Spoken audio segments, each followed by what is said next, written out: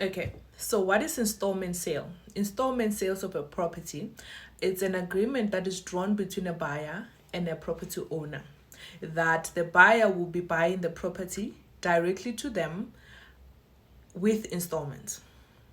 So let's take, for example, if the property is R1,000,000, right? There will be installment that you and the owner of the property agree upon to say, this is the amount that you'll be paying to me directly every single month for this period of a time. So let's say they say for 5 years.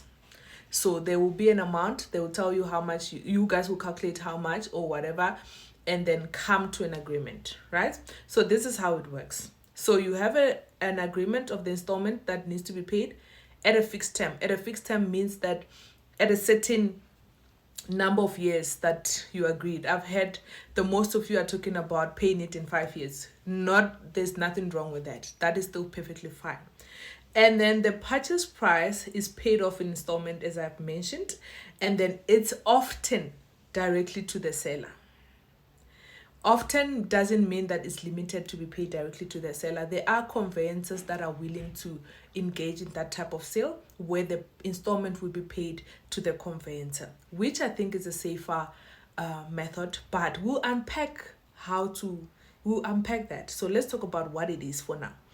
And then now, the title deed of the property that you are paying installment on remains with the owner.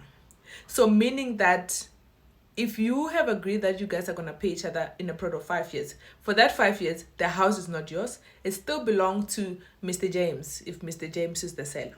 Okay? And then the only time the property becomes yours is when you have paid the full installment, you have paid the transfer cost of that property, which then means that the conveyancer have now transferred the name of the previous owner to you, right? And the deed office have registered the property under your name, which is done now when the property is yours.